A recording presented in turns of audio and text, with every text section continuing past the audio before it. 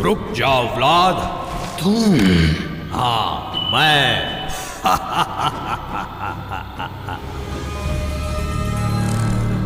Dracula उस आवाज को अच्छे से पहचानता था।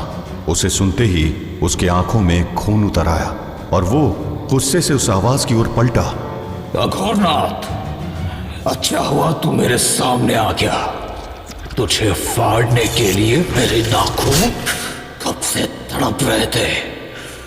तूने अनीता को जितना टॉर्चर किया था उसका हिसाब भी तो करना है। ओह, तो तुम मुझे टॉर्चर करना चाहते हो? तो देर किस बात की? आगे बढ़ो और कर लो जो हिसाब करना है। अघोरनाथ ऐसे हंसा मानो ड्रैकुला का मजाक उड़ा रहा हो। उसकी उस हंसी ने ड्रैकुला के गुस्से की आग में घी का काम किया और वो तेजी से उसकी ओर दौड़ पड़ा। ड्रैकुला पलक झपकते ही उसके पास पहुंच गया और उसके ऊपर एक जोरदार वार किया, लेकिन उसका वार पूरी तरह खाली गया। ये क्या? क्या हुआ ड्रैकुला? वार चूक गया? चलो फिर से ट्राई करो, मैं यही खड़ा हूं।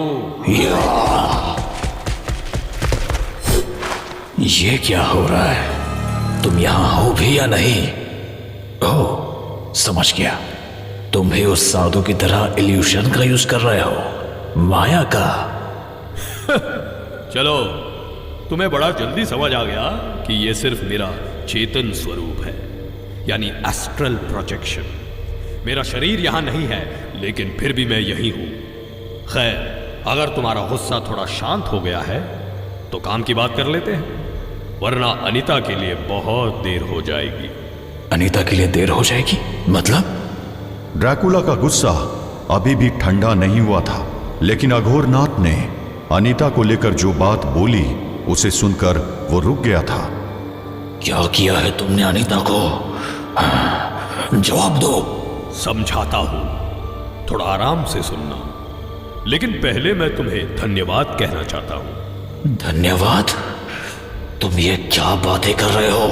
हाँ, धन्यवाद। क्योंकि अगर तुम मेरे यज्ञ को खंडित नहीं करते तो शायद मैं ये जान ही नहीं पाता कि जो मैं अनीता की बलि देकर पाना चाहता था वो इतना आसान नहीं था। अपने उद्देश्य को पूरा करने के लिए मुझे तुम दोनों की जरूरत है और अब तुम दोनों मेरा काम करोगे। तुम्हें शायद मेरे बारे में पता नहीं है, काउंट ड्रैकुला किसी का आदेश नहीं मानता है। जब लूसीफर मुझे अपना गुलाम नहीं बना पाया तो तुम भला क्या हो? ड्रैकुला की बात सुनकर अघोरनाथ जोर से हंसने लगा, मानो ड्रैकुला ने कोई जोक सुनाया हो।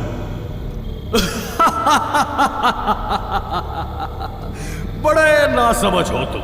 तुम्हें अब भी समझ में नहीं आ रहा है ना कि मैं क्या कर रहा हूं? ठीक है, बस एक नजर अनीता की ओर देख लो, फिर बात करेंगे। ड्रैकुला जो कभी किसी का हुक्म नहीं मानता था, पहली बार किसी और के शब्दों का मतलब समझने की कोशिश कर रहा था। उसने पलटकर अनीता की ओर देखा, जो मानो एक पत्थर की तरह बेजान पड़ी थी। अनीता, क्या किया है तुमने इसे? यह तो गहरी बेहोशी में है, लेकिन इसकी सांस भी नहीं चल रही है। और दिल, मैं इसकी दिल की धड़कन को महसूस नहीं कर पा रहा हूं। क्या ये? वो जिंदा है और नहीं भी, पर शायद तुम्हें अभी भी समझ में नहीं आ रहा है। अपने सामने लगे उस इमली के पेड़ को देखो।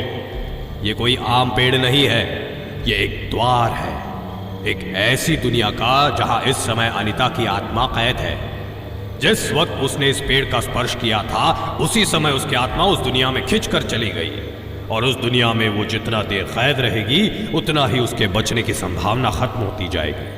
ये कोई खेल नहीं है ड्रैकुला, समय कम है।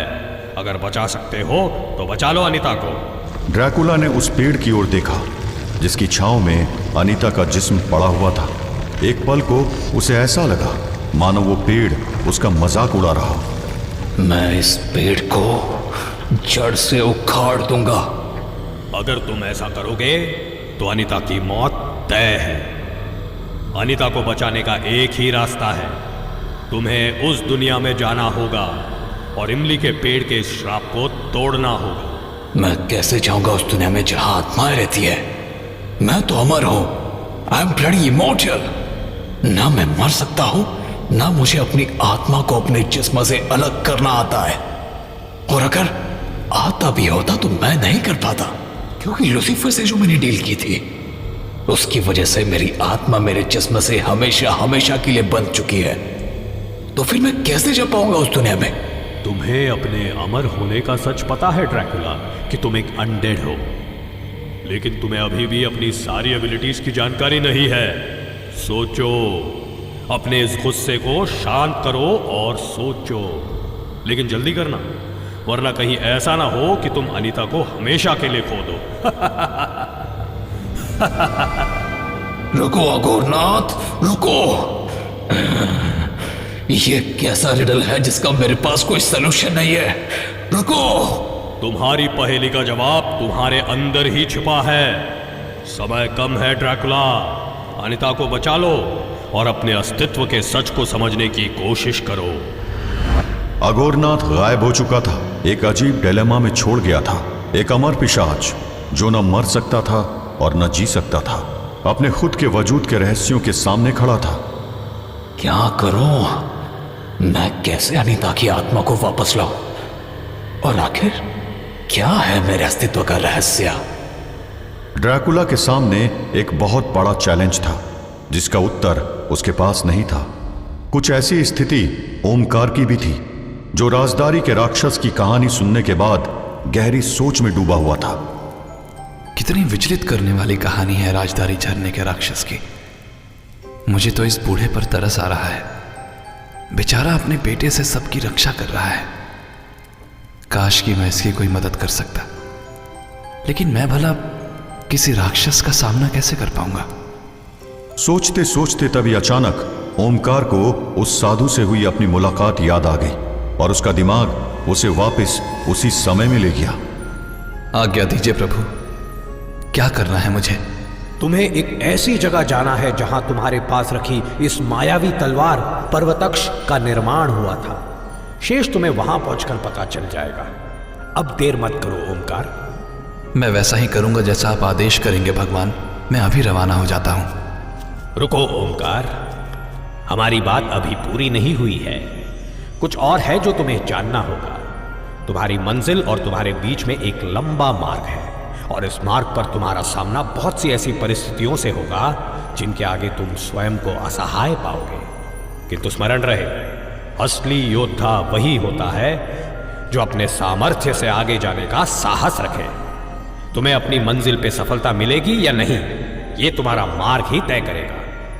जाओ ओमकार, अपने मार्ग को अपने कर्मों से सार्थक करो और तुम पाओगे कि तुम्हारी मंजिल तुम्हारी प्रतीक्षा में हाथ जोड़कर खड़ी है। जाओ नंदी पुत्र, जाओ। साधु के वो शब्द बार बार ओमकार के जहन में गूंज रहे थे। अब समझ में आया कि उन्होंने ये क्यों कहा था।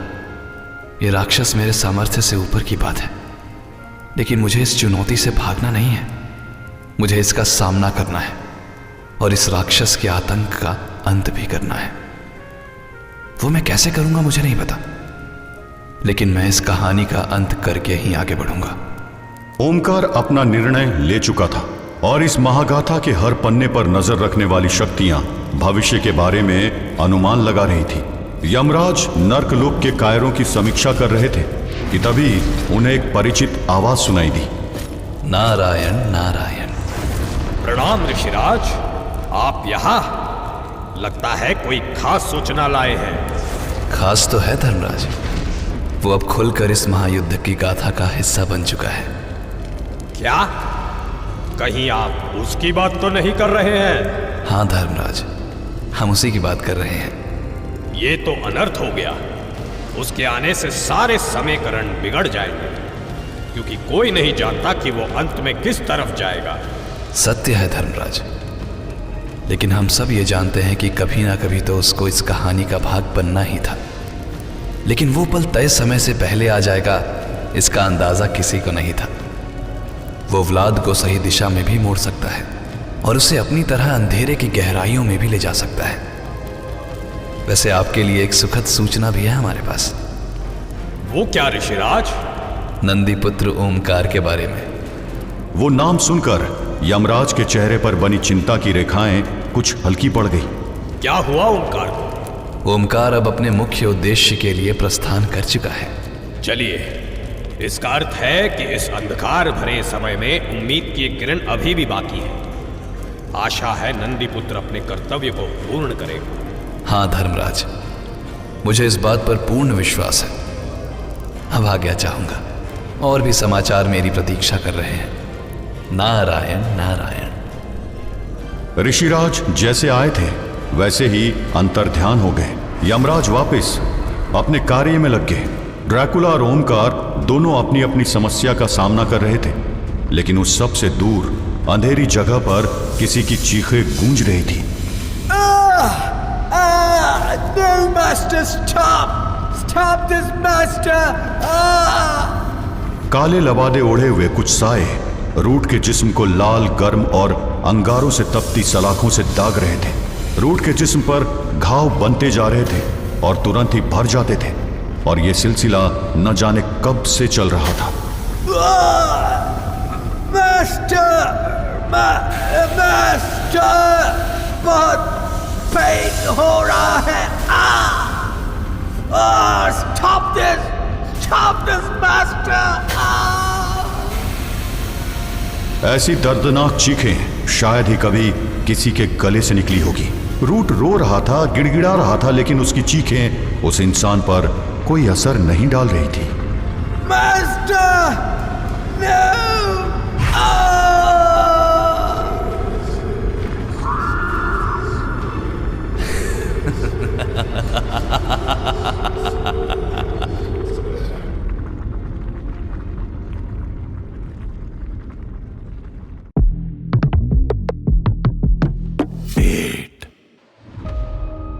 ड्रैकुला अभी भी परेशान सा खड़ा था। अपने 400 सालों के जीवन में उसने बहुत से रहस्यों का सामना किया था, लेकिन इस बार उसका सामना एक ऐसे रहस्य से था जिसका उसे कोई उत्तर समझ में नहीं आ रहा था। कैसे करूं मैं? कैसे जाऊं सोल वर्ल्ड में, वो जगह जहां अनीता की सोल ट्रैप्ड है? मैंने इतना कुछ देखा है 400 सालों में, लेकिन ये भारत देश कदम कदम पर मुझे ये फील कराता है जैसे कि मैंने अभी दुनिया देखी ही नहीं है। कोई रास्ता समझ नहीं आ रहा है। क्या फायदा इस इमॉर्टैलिटी का? क्या फायदा इन सुपरनैचुरल पावर्स का अगर मैं उससे नहीं बुझा सकता? इस समय ये इमॉर्टैलिटी मेरी वीकनेस बन चुकी है, पर मैं अनीता को नहीं छोड़ सकता। तभी एक रोशनी का प्रकाश उसकी आंखों में पड़ा। उसने सर उठाकर देखा। सुबह होने वाली थी और अचानक एक बात उसके मन में बिजली की तरह चमकी। मॉर्निंग। कभी सूरज से मुझे छुपना पड़ता था, बट अब मैं दिन में एक मॉर्टल की तरह बाहर निकल सकता हूं। और इसी बात का यूज मैंने रोड के उस सिल्वर केज से निकलने में किया था। मॉर्टल। हाँ, मैं सनराइज के साथ एक मॉर्टल बन जाऊंगा और सनसेट तक वैसे ही रहूंगा। And mortals die. मैं मर सकता हूं, दिन होते ही मैं मर सकता हूं। यस, आई नो मुझे क्या करना है, मगर कैसे? ड्रैकुला ने आसपास इधर उधर कुछ ढूंढना शुरू कर दिया। तभी अचानक उसकी नजर अनीता के बैग पर पड़ी। वो लपक कर उसके पास पहुंचा और कुछ देर बैग में टटोलने के बाद उसे वो मिल गया जिसकी उसे जरूरत थी। ये गैम्बल है। अगर ये काम ना किया तो अनीता हमेशा के लिए खो जाएगी, पर अगर ये काम कर गया तो मैं उसे जरूर बचाऊंगा। ड्रैकुला अपने हाथ में एक नाइफ लेकर बैठा था। उसे इंतजार था सूरज के पूरी तरह बाहर आने का और जैसे ही वो पलाया, उसने उस नाइफ का ब्लेड अपने हार्ट में घुसा लिया। ड्रैकुला के मुंह से बिल्कुल किसी आम इंसान की तरह दर्द भरी आह निकली।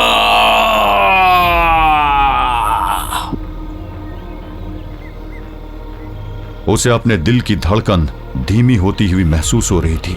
उसके सर पर बेहोशी छा रही थी और धीरे धीरे उसकी आंखें बंद हो गई। Yes, it worked. मैं मर चुका हूं, लेकिन रात होते ही मेरी सोल अपने आप मेरी बॉडी की तरफ खींचने लगेगी। मुझे रात होने से पहले अनीता की सोल को बचाना होगा। अनीता, मैं आ रहा हूं अनीता। ड्रैकुला की आत्मा के आगे वो इमली का पेड़ खड़ा हुआ मानो उसे बुला रहा था। वो आगे बढ़ा और अगले ही पल उसकी आत्मा उस पेड़ के अंदर खिंच गई। उधर ओमकार अभी भी उस बूढ़े आदमी के साथ बैठा हुआ था। सुबह हो चुकी थी और बूढ़ा सामने जल रही आग बुझा रहा था। सुबह हो गई है बेटा, अब तुम यहां से निकल जाओ। बाबा, मैं कहीं नहीं जाऊंगा। ओमकार की बात सुनकर वो बूढ़ा हैरानी से उसकी ओर पलटा। क्या बोल रहे हो बेटा? यहाँ रुककर क्या करोगे? मैं हमेशा तुम्हें बचा नहीं पाऊंगा। वो राक्षस तुम्हें ढूंढ लेगा। चले जाओ इस मनहूस जगह से। क्यों मरना चाहते हो? आपकी कहानी सुनकर मुझे ये तो समझ आ गया है बाबा कि राजदारी का राक्षस असल में बुरा नहीं है। वो तो इस झरने के रहस्यों की रक्षा करना चाहता था। मैं उसकी मदद करना चाहता हूं बाबा, ताकि वो इस श्रापित अस्तित्व से मुक्त हो सके। इसलिए बाबा, मैं कहीं नहीं जाऊंगा। तुम क्या सोचते हो कि मुझे ये सब नहीं पता है? वो मेरा बेटा था। एक समय में एक मासूम हंसता खेलता हुआ नौजवान था, पर अब वो राजदारी का राक्षस बन चुका है, और राक्षस सिर्फ और सिर्फ खून बहाना जानता है। तुम उसे मुक्त करना चाहते हो? मैं भी चाहता था, लेकिन मैं जान गया हूं कि वो मुक्त नहीं होना चाहता है। वो बस आतंक फैलाना चाहता है, बस आतंक। चले जाओ बेटा, ये तुम्हारी लड़ाई नहीं है। उस बूढ़े की आवाज में दर्द तो था, लेकिन साथ ही साथ कुछ और भाव भी थे जिसे ओमकार समझ नहीं पा रहा था। लेकिन ओमकार का निर्णय अटल था। वो अपनी जगह से उठा और बूढ़े के पास जाकर उसके कंधे पर हाथ रखते हुए बोला, बाबा, मैं आपका दर्द समझता हूं, लेकिन मैं अपने कर्तव्य से भाग नहीं सकता हूं। मुझे उसकी मुक्ति के लिए कोशिश करने दीजिए। तुम बेवकूफ हो। अरे वो राक्षस तुम्हें मार डालेगा। उसकी शक्तियों का सामना करना तुम्हारे जैसे आम इंसान के बस की बात नहीं है। मैं ये जानता हूं बाबा, पर मैं बिना लड़े हार मानने वालों में से नहीं हूं। ओमकार ने अपना सामान उठाया और निकल पड़ा राजदारी के राक्षस का सामना करने। वो बूढ़ा उसे जाते हुए देख रहा था और उसके चेहरे पर हल्की सी मुस्कान थी। उधर ड्रैकुला आत्माओं की उस दुनिया में पहुंच चुका था। आत्मा जगत के गहरे अंधेरे में ड्रैकुला एक अकेला सफर तय कर रहा था। उसके मन में बस एक ही बात थी, अनीता को ढूंढना और उसे बचा लेना। अनीता, कहाँ हो तुम? अगर तुम मुझे सुन पा रही हो तो मुझे कोई सिग्नल दो। अनीता! वो दुनिया बहुत अजीब सी थी। अनगिनत रास्ते, और हर रास्ते कहीं से भी शुरू होकर कहीं भी खत्म हो रहा था। ऐसा लग रहा था कि वो कोई 3D भूल भुलैया है। ड्रैकुला उन रास्तों पर चल रहा था, मगर उसे ये नहीं पता था कि क्या वो सही डायरेक्शन में जा रहा है। वो जिधर भी देखता उसे या तो और रास्ते नजर आते या फिर घुप अंधेरा। ये कैसी अजीब सी जगह है, कुछ भी क्लियर नहीं दिख रहा है। इस मेज में मैं अनीता की सोल को कहां ढूंढूंगा? यहां पर ना तो मेरे पास मेरी सुपरनैचुरल पावर्स है और ना कोई गाइड। ड्रैकुला भटक रहा था और उसे रास्ता दिखाने वाला कोई नहीं था। उसे सिर्फ ढेर सारी आवाजों का हल्का सा शोर सुनाई दे रहा था। अनीता! अनीता, तुम कहां हो? हाँ? अब ये क्या है? ड्रैकुला हैरानी से अपने सामने देख रहा था। उसके आंखों के ठीक सामने का दृश्य बदलने लगा था। आसपास का अंधेरा अब धीरे धीरे गायब हो रहा था और उसकी जगह दसियों मशालों से निकलने वाली पीली रोशनी ने लेनी शुरू कर दी थी। और फिर ड्रैकुला के सामने वही इमली का पेड़ खड़ा था जिसकी दुनिया में उसने प्रवेश किया था। लेकिन ये नजारा कुछ अलग था। सामने का नजारा बहुत बदला हुआ था। इमली के पेड़ के नीचे मशालों की रोशनी में कुछ हिंदुस्तानी नौजवान लड़के जमीन पर गिरे पड़े थे। उन पर कोड़े बरसाए जा रहे थे, उन्हें लातें मारी जा रही थी और ऐसा करने वाला और कोई नहीं, ईस्ट इंडिया कंपनी के अंग्रेज सैनिक थे। Flog these bastards! ये bloody Indians revolution करने का ड्रीम देखता है। I will bloody crush your revolution under my boots! Dracula उस अत्याचार को देख रहा था, लेकिन वो कुछ कर नहीं सकता था क्योंकि उसके लिए तो इस समय हिलना भी संभव नहीं था। ये क्या हो रहा है? मैं ना आगे मूव कर पा रहा हूं ना पीछे। What kind of illusion is this? Dracula बस खड़ा होकर उस अत्याचार को देख सकता था। उसे दिख रहा था कि कुछ अंग्रेज सैनिक एक लंबे चौड़े अंग्रेज सैनिक के साथ इमली के पेड़ पर फंदे टांग रहे थे। Hangman Adam, prepare the news! Fast, fast, fast! मैं चाहता हूं कि कल सुबह आसपास के विलेजर्स इनकी बॉडीज को देखें। इस टैमरिन ट्री से लटकी हुई, इसी ट्री के नीचे प्लॉटिंग एंड प्लानिंग करते थे ना ये सब। अब इसी ट्री पर इनको पनिशमेंट दिया जाएगा, to be hanged till death. Yes major, news almost ready है। फांसी के फंदे तैयार थे। ड्रैकुला बेबस से उन हिंदुस्तानी नौजवानों को देख रहा था। अंग्रेज उन्हें घसीट कर ले जा रहे थे, उन्हें लटकाने के लिए, उन्हें जिंदा लटकाने के लिए। वो आजाद होने की कोशिश कर रहे थे लेकिन उनकी मदद करने वाला कोई नहीं था। तभी अचानक हैंगमैन एडम ने ड्रैकुला की तरफ देखा और ड्रैकुला को ऐसा लगा जैसे कि वो उसी को देख रहा है। क्या उसने मेरी तरफ देखा? No no no, this is not possible. लेकिन अगले ही पल ड्रैकुला बुरी तरह से हैरान रह गया। क्या देख रहे हो? हाँ, मैं तुमसे ही बात कर रहा हूं। Welcome to my murder tree.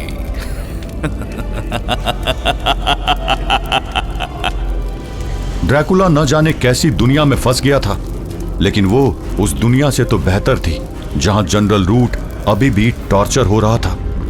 Master, why are you doing this to me? Why, Master? Why? रूट की यातनाएं खत्म होने का नाम ही नहीं ले रही थी और उसकी चीखें किसी को बहुत उत्साहित कर रही थी। Stop cribbing you fool. तुम ऑलरेडी कंसेंट दे चुके हो, so just enjoy the process और टॉर्चर करो इसे। अब ये अगले स्टेप के लिए रेडी नहीं है। लूसीफर का आदेश मिलते ही उसके मिनियन से रूट को दोबारा गर्म रॉड से दागना शुरू कर दिया, लेकिन इस बार वो वहीं तक नहीं रुके। अब वो सलाखें रूट के जिस्म के आर पार जा रही थी और रूट के लिए दर्द अब बर्दाश्त से बहुत बाहर निकल चुका था। मास्टर,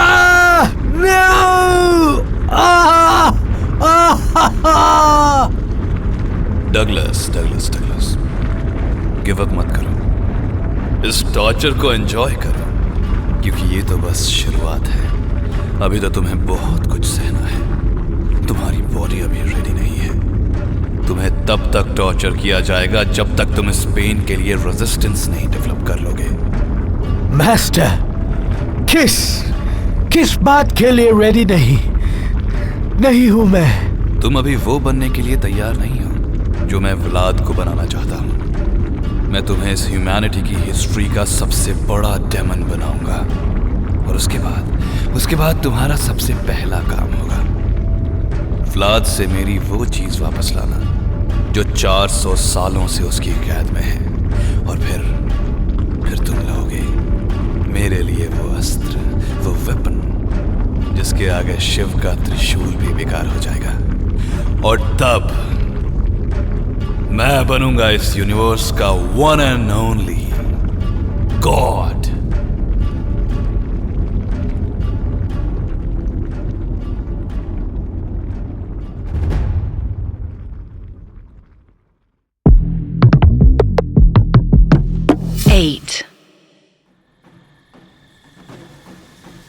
राजदारी के जंगल में एक अजीब सी खामोशी थी। सिर्फ झरने के पानी के गिरने की आवाज उस सन्नाटे को तोड़ रही थी। ओमकार धीरे धीरे तालाब की तरफ बढ़ रहा था। उसके चेहरे पर दृढ़ निश्चय साफ दिख रहा था, लेकिन वो संभल कर आगे बढ़ रहा था। ओमकार जानता था कि यह काम आसान नहीं होगा। उसके मन में राजदारी के राक्षस के लिए दया का भाव था, लेकिन वो ये भी जानता था कि वो राक्षस अब किसी की भी जान लेने से गुरेज नहीं करेगा। वो झरने के पास जा पहुंचा। झरने की आवाज उसके कानों में दर्द सा पैदा कर रही थी, इसलिए उसने चिल्लाते हुए राजदारी के राक्षस को आवाज दी। राजदारी के राक्षस, मैं तुमसे बात करने आया हूं, सामने आओ। ओमकार की आवाज उस झरने के शोर के आगे ऐसी ही लग रही थी जैसे टोप की आवाज के सामने मक्खी के उड़ने की आवाज। राजदारी के राक्षस, मैं तुमसे बात करना चाहता हूं, सामने आओ। अचानक जैसे कोई चमत्कार हुआ। झरना अभी भी गिर रहा था, लेकिन उसकी आवाज बिल्कुल शांत हो चुकी थी। उस शोर की जगह एक शांति ने ले ली थी। ओमकार हैरान था, क्योंकि यह घटना अप्रत्याशित थी। ये कैसी माया है? झरना गिर रहा है लेकिन कोई आवाज नहीं कर रहा। ये कैसे हो सकता है? ओमकार को अब थोड़ा डर लग रहा था, लेकिन उसने अपनी सारी हिम्मत इकट्ठा करके फिर से आवाज लगाई। मैं तुम्हारे दुख को समझता हूं। तुम जो लोगों को मारते हो उनसे तुम्हारा बदला पूरा नहीं होगा। मैं तुम्हें मोक्ष दिला सकता हूं। ओमकार की बातें हवा में गूंज रही थी, लेकिन जवाब सिर्फ एक गहरी खामोशी थी। अचानक जलप्रपात की आवाज दोबारा अचानक से तेज हो गई। पानी का गिरना एक दहाड़ में तब्दील हो गया। ओमकार ने देखा कि तालाब का पानी बदलने लगा था। उसका रंग खून जैसा लाल हो रहा था। पत्थर कांप रहे थे और जमीन हिल रही थी। हे महादेव, ये क्या हो रहा है? कहीं मैंने जोश में गलत लफड़ा तो नहीं ले लिया? तभी अचानक जमीन की कंपन ने ओमकार को पीछे धकेल दिया। एक जोर का झटका आया और ओमकार फिसलकर तालाब के ठंडे पानी में गिर गया। ये क्या हो रहा है? पानी भयानक ठंडा था। ओमकार तैरकर बाहर निकलने की कोशिश कर रहा था, लेकिन जैसे ही वो किनारे की ओर पहुंचता था, पानी उसको पीछे खींच लेता था। नहीं, नहीं, मैं हार नहीं मानूंगा, बिल्कुल नहीं। ओमकार बार बार किनारे पर जाने की कोशिश कर रहा था और असफल हो रहा था। तभी अचानक उसे ऐसा लगा मानो कोई उसको नीचे खींच रहा हो। कुछ शक्ति मुझे नीचे खींच रही है। शायद ये राक्षस मुझे डुबाकर मारना चाहता है। लाख कोशिश के बाद भी ओमकार पानी से बाहर नहीं निकल पा रहा था। उसके हाथ पैर अब थकने लगे थे और फिर ओमकार डूबने लगा। उसका जिस्म पानी की गहराइयों में उतर रहा था। डूबते हुए ओमकार ने नीचे की तरफ देखा तो उसे एक भयानक चेहरा दिखाई दिया। चेहरा धुंधला था, लेकिन ओमकार को उसकी लाल आंखें साफ दिखाई दे रही थी। और फिर उसे सुनाई दी वो दिल दहला देने वाली आवाज। तू कौन होता है मुझे रोकने वाला?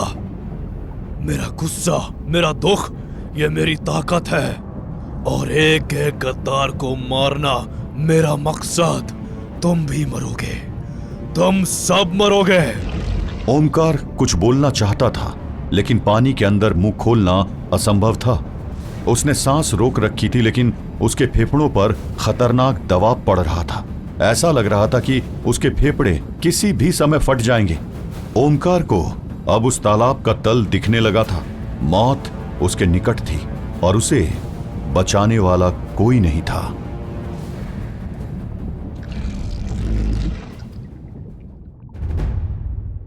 इधर ओमकार मौत के करीब था तो उधर ड्रैकुला खुद को मौत देकर एक अजीब जगह पर आ गया था।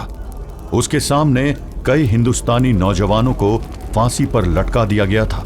उनके पैर जमीन ढूंढने की कोशिश कर रहे थे, लेकिन उनको सिर्फ हवा नसीब हो रही थी। ड्रैकुला की आंखों के आगे उनके जिस्म तड़प रहे थे और उनकी आंखें बाहर निकलने की कगार पर थी। तभी उस जल्लाद ने ड्रैकुला को फिर से आवाज दी। ये मैं क्या देख रहा हूं? Count Dracula of all the people I know, तुम इस तरह से टॉर्चर को देखकर अफेक्टेड हो रहे हो। व्हाई? आई एम श्योर तुमने अपने लाइफ टाइम में इससे कई गुना ज्यादा लोगों का मसाकर किया होगा। So what happened to the world's most ruthless monster? Going soft count? ये आखिर कौन सी जगह है? मैंने कुछ देर पहले इसी ट्री के नीचे खुद की लाइफ ली थी, तो फिर ये मेरे सामने कैसे है? और तुम कौन हो? क्या चल रहा है ये सब? मैं तो मर गया हूं ना? यस यस यस, तुम मर चुके हो काउंट, तभी तो तुम मेरे सामने हो। ये तुम नहीं, तुम्हारी सोल है, और तुम इस समय मेरी दुनिया में हो। This is my world, the world of hangman Adam and his murder tree.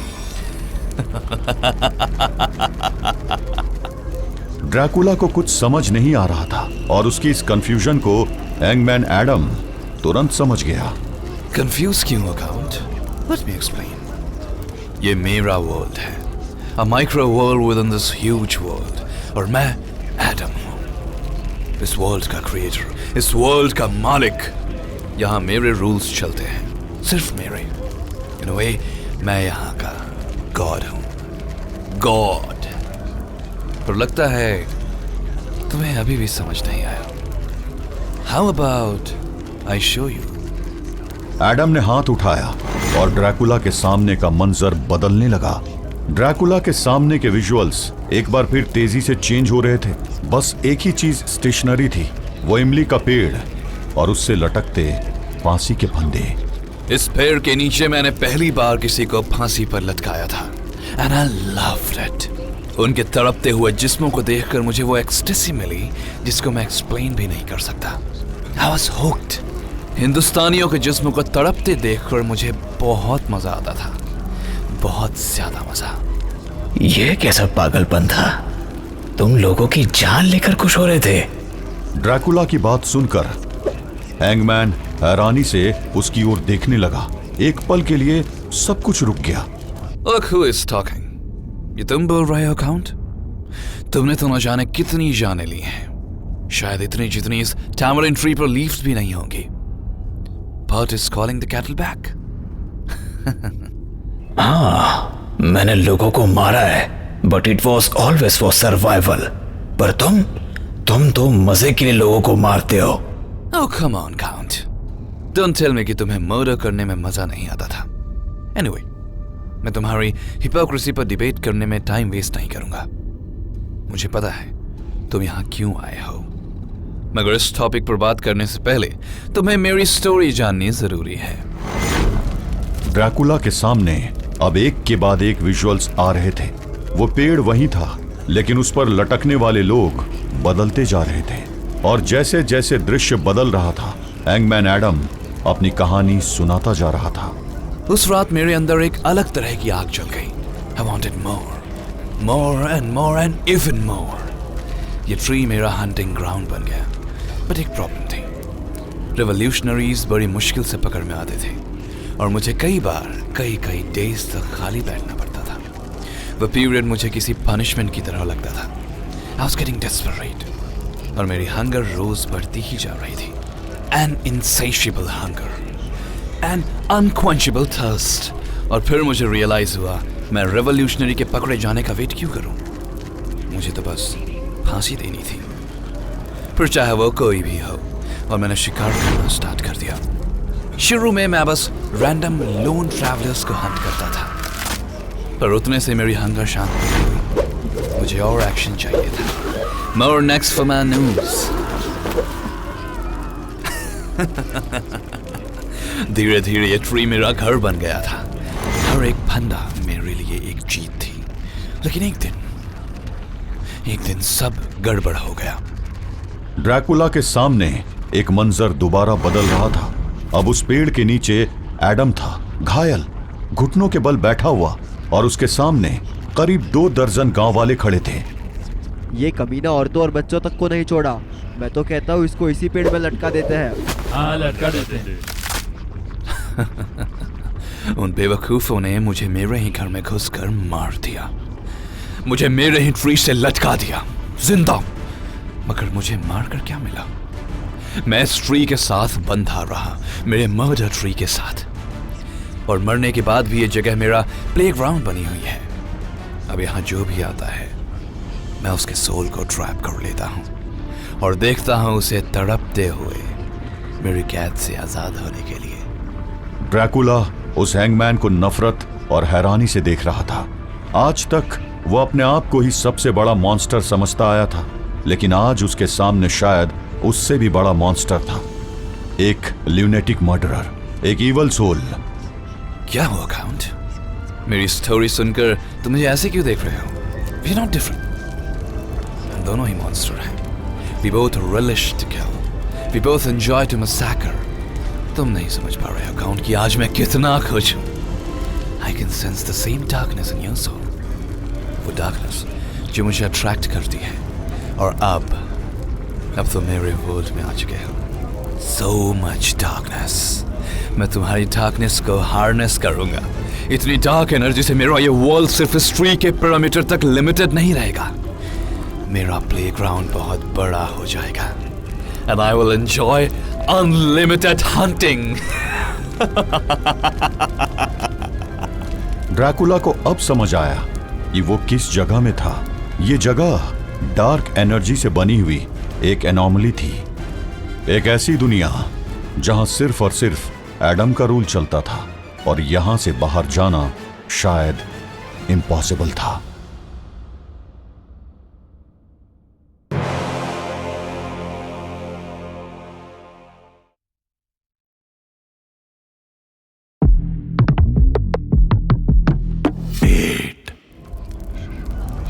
क्या हुआ काउंट?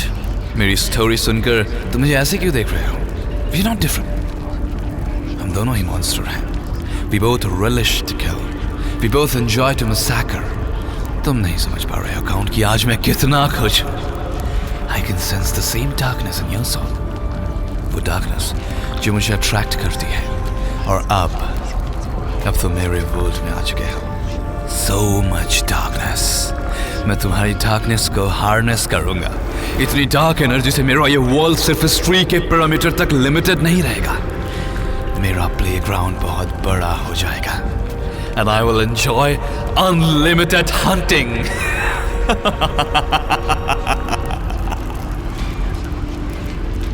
ड्रैकुला का मन कर रहा था कि वो अभी के अभी एडम के टुकड़े टुकड़े कर दे, लेकिन इस दुनिया में न उसके पास सुपर नेचुरल पावर थी और ना ही वो हिल पा रहा था। देखो काउंट, ये ट्री देख रहे हो ना? ये सिर्फ एक टैमरिन ट्री नहीं है, ये एक कैनवस है। मेरा हर शिकार एक कहानी था, और हर फांसी मेरी एक आर्ट। तुम सोच रहे होगे ये जगह, ये अंधेरा कैसे बना? Well, it's my creation. This is my world, born out of my desires, my darkness. A world made out of my artistic violence, and I love violence. Creation? तुम अपने आप को क्या समझते हो एडम? तुम सिर्फ एक पागल इंसान थे जो इनोसेंट लोगों को फांसी देने को आर्ट समझते थे। And now you're just a soul trapped in his own small world. तुम्हें पता भी नहीं है कि तुम क्या कर रहे हो। You are just insane. हाँ काउंट, मुझे पता है, और मुझे ये भी पता है कि हम अलग नहीं हैं। तुम और मैं, we are the same count. तुम खून पीते हो और मैं फांसी लगाता हूँ। डिफरेंस क्या है? दोनों ही तो मौत के सौदागर हैं। Don't compare yourself to me, Adam. I drink blood for survival. तुम्हारी फांसी का क्या मतलब है?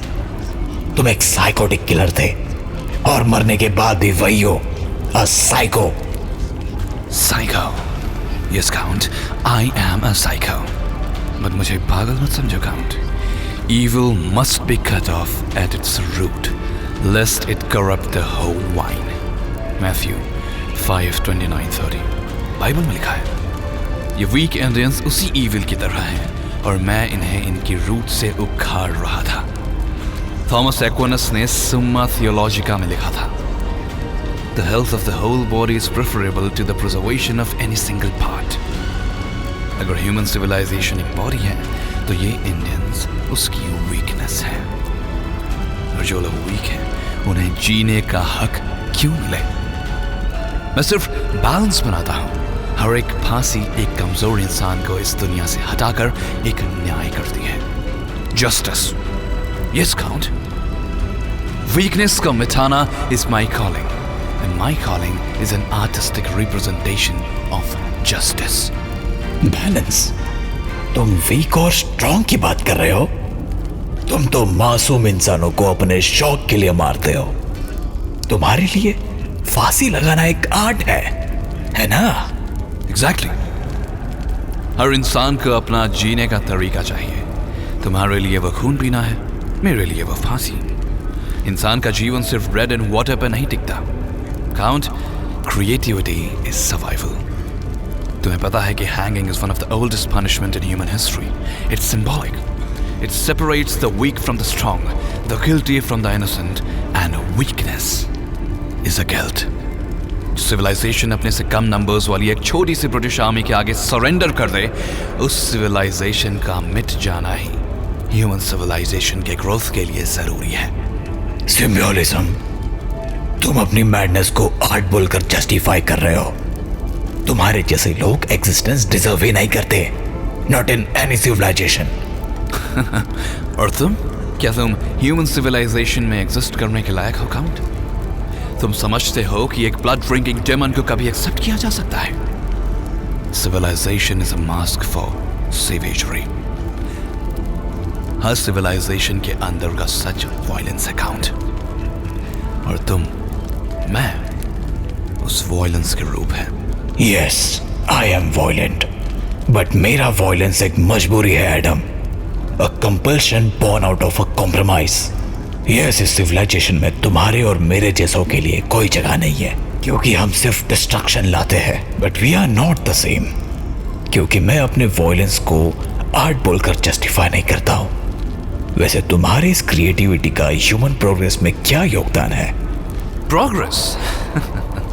तुम्हें पता है, प्रोग्रेस हमेशा मैडनेस के साथ शुरू होती है। जब गैलीलियो ने टेलीस्कोप बनाया था तो चर्च ने उसे हेरेसी कहा। जब स्टीम इंजन बनाया गया, लोगों ने कहा यह इंसानियत की बर्बादी है। 1804 में जब पहली स्टीम लोकोमोटिव बनी, people called it a death machine. Madness is the root of all progress. पर वो मैडनेस सिविलाइजेशन को कुछ देती है एडम। तुम्हारे पागलपन ने क्या दिया? तुम बस दुख और मौत लाए हो। तुम्हारे फांसी का इंसानियत के ऊपर क्या इम्पैक्ट है? इम्पैक्ट? मैं एक सर्विस करता हूँ काउंट। तुम्हें पता है, नेचर में वीक सर्विस नहीं करते। मेरे काम से दुनिया स्ट्रांग होती है। वीक लोग मर जाते हैं और स्ट्रांग लोग बचते हैं। तुम जैसे लोग सिर्फ अपनी भूख के लिए जीते हो। मैं एक हायर पर्पस के लिए काम करता हूँ। Higher purpose? तुम अपनी ब्लड लिस्ट को फैंसी वर्ड्स में लपेटकर प्रेजेंट करते हो, पर सच तो यह है कि तुम सिर्फ एक मैडमैन हो। Just a lunatic madman driven by blood lust. और तुम ह्यूमैनिटी के नाम पर एक कलंक हो काउंट। तुम अपने आप को सिविलाइज्ड समझते हो, पर तुम्हारी सर्वाइवल सिर्फ इंसानी खून पे टिकी है। But I see potential in you. तुम्हारे अंदर का डार्कनेस पावरफुल है। इमेजिन करो अगर हम दोनों मिलकर काम करें, तुम्हारा डार्कनेस और मेरी विजन, हम एक नई दुनिया बना सकते हैं काउंट, जहां हम दोनों रूल करेंगे। तुम्हें लगता है कि मैं तुम्हारे साथ डील करूंगा? तुम्हारी दुनिया के रूल्स मुझे सूट नहीं करते। तुम एक पागल हो एडम, और मैं तुम्हारी मैडनेस का हिस्सा नहीं बनूंगा। और तुम क्या हो? एक सिविल डेमन। तुम्हारी एग्जिस्टेंस एक इंसल्ट है इंसानियत के लिए। मैंने बोला ना, मैं जो करता हूं वो सर्वाइवल के लिए करता हूं। तुम्हारे काम में लॉजिक नहीं, सिर्फ एक डिसीज है। तुम्हारे साथ डील करना मेरे स्टैंडर्ड से बेनीथ है। मैं यहां सिर्फ अनीता की सोल लेने आया हूं, और लेकर जाऊंगा। Bad call count. ये डिसीजन गलत था, बहुत गलत। तुम्हें लगता है कि तुम मेरे वर्ल्ड से बाहर जा सकते हो बिना सही कॉस्ट पेमेंट किए? अगले ही पल एक न्यूज ड्रैकुला की गर्दन पर लिपट गई। ड्रैकुला पहले से ही हिल नहीं पा रहा था और अब वो न्यूज उसके सोल को टॉर्चर कर रही थी।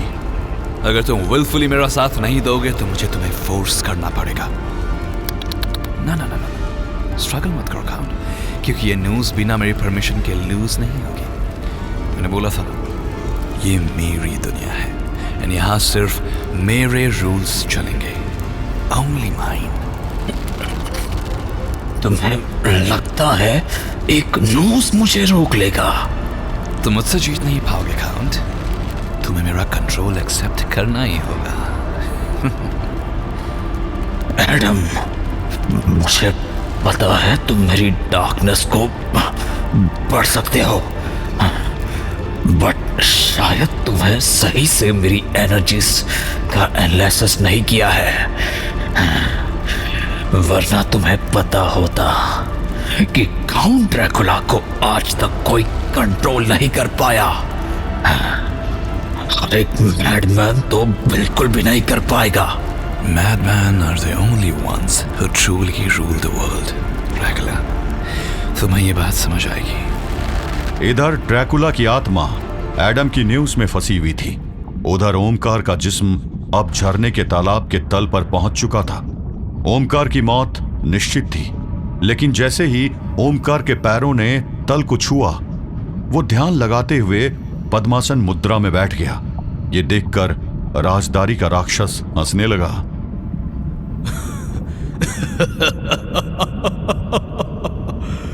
मौत पास देखकर भगवान याद आ गए, लेकिन तुझे कोई बचा नहीं पाएगा। जो कोई राजदारी आएगा, मेरा क्रोध उसे भस्म कर देगा, मिटा देगा। राजदारी के राक्षस ने तुरंत एक मगरमच्छ का रूप ले लिया और वो ओमकार की ओर तैरा। लेकिन जैसे ही वो उसके पास पहुंचा, उसे ऐसा लगा कि उसे किसी ऊर्जा ने दूर धकेल दिया हो। हाँ? ये क्या? ये तूने कैसे किया? अभी वो राक्षस कुछ समझ भी नहीं पाया था कि अचानक तालाब के पानी में एक हल्की सी कंपन होने लगी और साथ में गूंजने लगी एक आवाज, एक मंत्र की ध्वनि।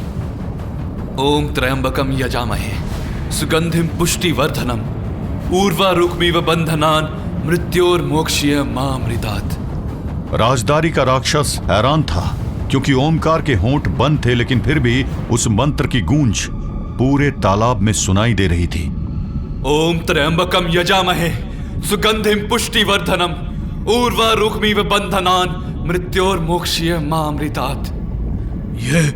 ये कैसे कर रहा तू? तू आखिर है कौन? ओमकार ने उसकी बात का कोई उत्तर नहीं दिया। अचानक ओमकार की आंखें खुल गई। वो अपनी कमर में बंधी पर्वताक्ष को निकालते हुए उठ खड़ा हुआ। पर्वताक्ष से नीली नीली रोशनी निकल रही थी और उसके प्रभाव से पानी का रंग लाल से वापस पारदर्शी होने लगा था। तालाब के पानी के साथ से सूरज की किरण तालाब के तल तक आने लगी थी। राजदारी का राक्षस हैरानी से ये सब होते हुए देख रहा था। उधर ओमकार के हाथों में पर्वताक्ष की चमक बढ़ती जा रही थी।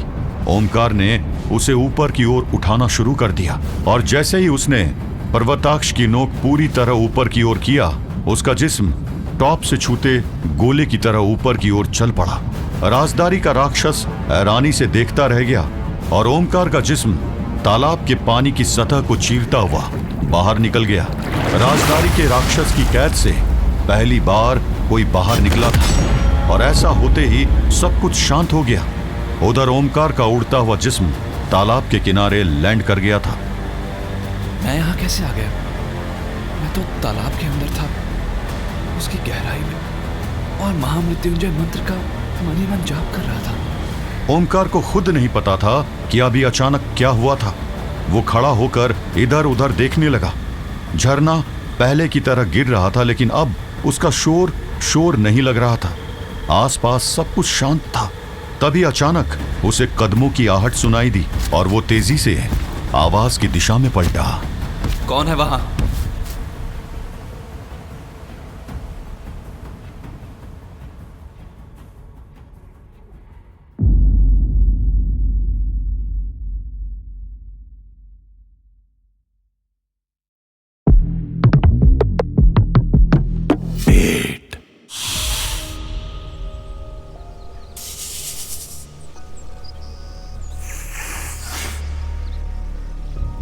मैं सच में बहुत बेवकूफ हूँ। मुझे पहले ही समझ जाना चाहिए था कि ये आपका ही बुलावा हो सकता है प्रभु। ओमकार के सामने उस बरगद के पेड़ के नीचे एक शिवलिंग था जिसके चारों तरफ वही नाग लिपटा हुआ था। ओमकार उस शिवलिंग के आगे नतमस्तक हो गया और तभी उसे कदमों की आवाज सुनाई दी और जैसे ही वो उठकर पलटा वो हैरान रह गया। आप? ओमकार हैरानी से अपने सामने खड़े उस साधु को देख रहा था जिसके चेहरे पर एक अनोखा तेज था। आप कौन है बाबा?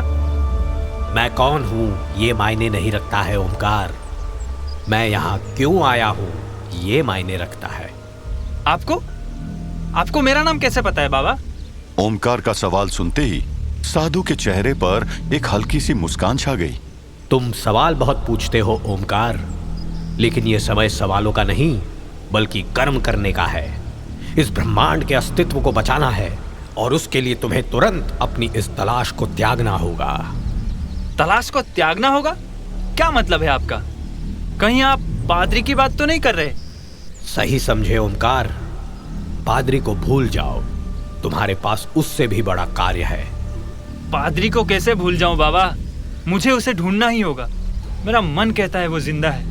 तुम्हारा मन सही कहता है ओमकार, पादरी न केवल जिंदा है बल्कि सुरक्षित भी है। इसीलिए तुम उसकी चिंता छोड़कर वो करो जो हम तुम्हें कहने आए हैं। साधु की रहस्यमयी बातें सुनकर ओमकार बेहद कंफ्यूज हो चुका था। उसे कुछ समझ नहीं आ रहा था कि वो क्या करे। क्या वो फ्रांसिस की तलाश में आगे बढ़े या फिर से साधु की बात सुनकर कहीं और जाए जहां वो साधु उसको भेजना चाहता था। वो गहरी सोच में डूब चुका था और उसकी इस कश्मकश को वो साधु अच्छे से समझ गया था। लगता है तुम तय नहीं कर पा रहे हो, चलो हम तुम्हारी दुविधा दूर कर देते हैं। और फिर अचानक उस साधु का जिस्म सूर्य की तरह चमकने लगा। ओमकार के लिए आंखें खुली रख पाना असंभव हो रहा था, लेकिन वो फिर भी उस साधु की ओर देखने की कोशिश कर रहा था और फिर अचानक उसकी आंखें खुली की खुली रह गई।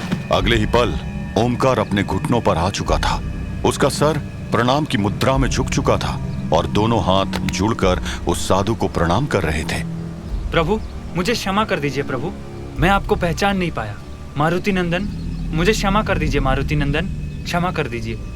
ओमकार की क्षमा याचना देखकर वो साधु आगे बढ़ा और उसने ओमकार के झुके हुए सर पर अपना हाथ रख दिया, मानो वो उसे आशीर्वाद दे रहा हो। इसमें तुम्हारा कोई दोष नहीं है ओमकार, ये मात्र कलयुग का प्रभाव है। कलयुग का प्रभाव? मैं कुछ समझा नहीं प्रभु। कलियुगस्य तमोर्ण छायः दिव्य दृष्टिं विमोहयति, क्षणे क्षणे भक्तस्य भक्ति तमसा आच्छादते ततः, अनुगामी स्नेह संबंधः शिष्यस्य च भगवतः च विवर्धते दूरिभावः ध्यानेन विहीनेन। जैसे जैसे कलयुग शक्तिशाली होगा, भगवान और उसके भक्त के बीच में दूरियां बढ़ती जाएंगी। भक्त की भक्ति कमजोर होने लगेगी और भगवान की दिव्य दृष्टि धूमिल। कलयुग भगवान और उसके भक्त के बीच में आने लगेगा और धीरे धीरे सब समाप्त हो जाएगा। इसीलिए स्वयं को दोष मत दो ओमकार। साधु की बात सुनकर ओमकार के चेहरे पर डर के भाव आ गए थे। उसने तुरंत आगे झुककर साधु के पैर पकड़ लिए और लगभग रोते हुए बोल पड़ा, ये आप क्या कह रहे हैं प्रभु? ये आप कैसी बातें कर रहे हैं? इसका मतलब अगर मैं इस लोक में और रहूंगा तो मैं अपने महादेव की भक्ति को भूल जाऊंगा? नहीं प्रभु, ऐसा मत कहिए। बिना मेरे भोलेनाथ के भला मेरा क्या ही अस्तित्व है। मैं अब यहाँ और नहीं रुकना चाहता हूँ प्रभु, मुझे कैलाश पर वापस जाना है। ओमकार काफी डर चुका था क्योंकि जो बात साधु ने बताई थी वो किसी भी सच्चे भक्त के लिए डरावनी थी। ओमकार साधु के पैरों में अपना सर रखकर गिड़गिड़ा रहा था। तभी साधु ने आगे झुककर ओमकार के कंधे पकड़ लिए और उसे उठाते हुए बोले, उठो नंदीपुत्र, उठो। इस प्रकार भयभीत होने से काम नहीं चलेगा। पर आपने जो बात कही है वो सुनकर मैं बहुत डर गया हूँ प्रभु। कलयुग का असर मुझ पर होने लगा है। तभी मैं उस नाग को देखकर समझ नहीं पाया कि वो महादेव का दूत है। मैं अपने ही भगवान के भेजे दूत को शत्रु मानकर उससे दूर जाने की कोशिश कर रहा था। हम जानते हैं ओमकार, और इसीलिए कह रहे हैं कि स्वयं को दोष मत दो। ये तो मात्र कलयुग का प्रभाव है। कलियुगे विहीनः स्यात् देवः शक्त्या विमोहितः, शिष्य भक्ति विहीनत्वात् देवता बलहीनता, धर्मोऽपि संकटं याति शिष्यस्य स्कन्धभारेण, रक्षणीयं भवेद्देवं धर्मं चापि समर्पितं, सत्यभक्त्या श्रद्धया च शील संयम धारणात्, कलियुगस्य प्रभावं तु क्षयं नयेत् सतां जनः, युद्धं शिष्यः स्वदेवाय धर्म च प्रयोजयेत्, ततो हि कलियुगं हन्यात् नित्यत्वं व्यपोहति। अर्थात कलयुग में देवता अकेले और कमजोर होते जाएंगे, भक्तों की भक्ति धीरे धीरे कम होने लगेगी और इसके बिना देवता अपनी शक्ति खोने लगेंगे। भक्ति के बिना उनका सामर्थ्य मिटने लगेगा। साथ ही धर्म भी एक बड़े संकट में पड़ जाएगा और विनाश के कगार पर जा खड़ा होगा। अब देवता और धर्म दोनों को बचाने का बोझ भक्त के कंधों पर होगा। सिर्फ सच्ची भक्ति, अटल श्रद्धा और उचित चरित्र के साथ ही कलयुग के प्रभाव को रोका जा सकेगा। 3 युगों तक भगवान ने भक्तों की रक्षा की है, किंतु कलयुग में भक्त को भगवान और धर्म दोनों की रक्षा करनी होगी। यही इस कलयुग का संदेश है। जागो, काम करो और भक्ति और धर्म के माध्यम से संतुलन वापस लाओ, अन्यथा कलयुग सदैव के लिए स्थापित हो जाएगा। इसीलिए उठो भक्त ओमकार, उठो और अपना काम करो, उठो। साधु के उन शब्दों ने मानो ओमकार के जिस्म में जान फूंक दी थी। वो एक झटके में उठ खड़ा हुआ और साधु को प्रणाम करते हुए बोला, आज्ञा दीजिए प्रभु, क्या करना है मुझे? तुम्हें एक ऐसी जगह जाना है जहां तुम्हारे पास रखी इस मायावी तलवार पर्वतक्ष का निर्माण हुआ था। शेष तुम्हें वहां पहुंचकर पता चल जाएगा। अब देर मत करो ओमकार। और फिर उन साधु बाबा ने ओमकार के कानों में कुछ कहा, जिसे सुनकर ओमकार हैरान रह गया। लेकिन अगले ही पल उसने साधु को प्रणाम किया और पलटकर जंगल से बाहर जाने के लिए निकल गया। ओमकार अब एक नए सफर पर निकल चुका था। वहीं ड्रैकुला और अनीता का सफर अब लगभग खत्म होने वाला था। क्या बात कर रहे हो? मतलब जिसे हम राजा नागनाथ समझ रहे थे वही बलौर था? हे भगवान, इतना बड़ा ट्विस्ट! ड्रैकुला ने अनीता को बालोर की पूरी कहानी सुना दी थी, जिसे सुनकर अनीता बिल्कुल हैरान थी। तभी उसके मन में एक और सवाल आया और उसने बिना देरी किए पूछ लिया, व्लाद, मुझे एक बात अब तक समझ नहीं आई। कौन सी बात? तुम जनरल रूट की उस कैद से आजाद कैसे हुए? मैंने उस पिंजरे को देखा था। उसे तुम्हें कैद रखने के लिए विशेष तौर पर बनाया गया था। उसके ऊपर सिल्वर की कोटिंग की गई थी। फिर भी तुम उस पिंजरे से बाहर कैसे आए? अनीता का सवाल सुनकर ड्रैकुला ने एक गहरी सांस ली। तुम सुनोगी तो शायद तुम्हें यकीन नहीं होगा।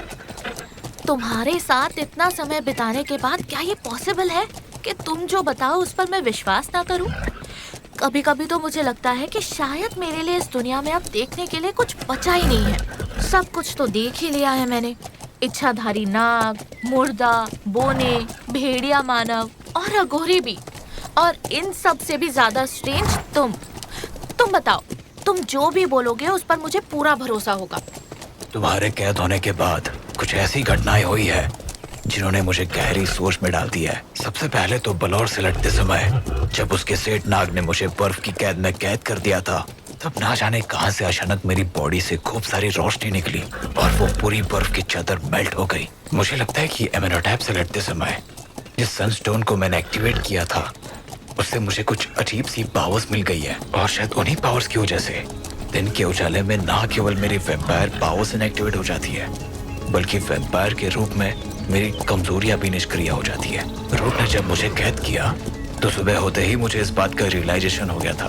सूरज निकलने के साथ ही उस पिंजरे की सिल्वर कोटिंग मुझ पर असर नहीं कर रही थी और बस मैंने इस बात का फायदा उठाया। वो कैसे?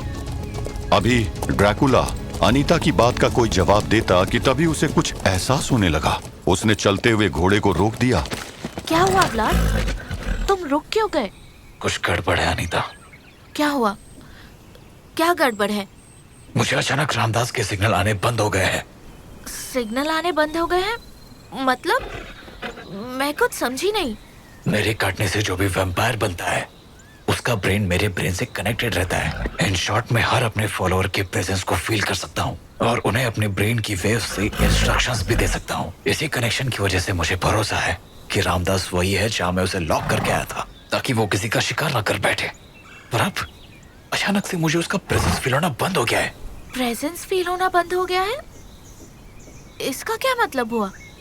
अनीता बहुत कंफ्यूज थी। ड्रैकुला के साथ रह रहकर बार बार उसे उसके बारे में कुछ नया पता चलता था और उसे ऐसा लगता था जैसे कि वो अभी भी ब्लाद को पूरी तरह जान नहीं पाई थी। उधर ड्रैकुला अपनी आंखें बंद करके कुछ करने की कोशिश कर रहा था, इसलिए उसने अनीता के सवाल का जवाब नहीं दिया और इस कारण अनीता का दिल घबरा उठा। मेरे सवाल का जवाब दो व्लाद। प्रेजेंस फील नहीं होने का क्या मतलब है? रामदास ठीक है ना? बोलो व्लाद, बोलो।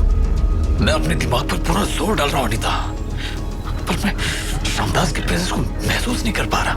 इसके अब दो ही मतलब हो सकते हैं। एक तो रामदास अब वैम्पायर नहीं रहा, या फिर क्या व्लाद? या फिर रामदास अब मर चुका है।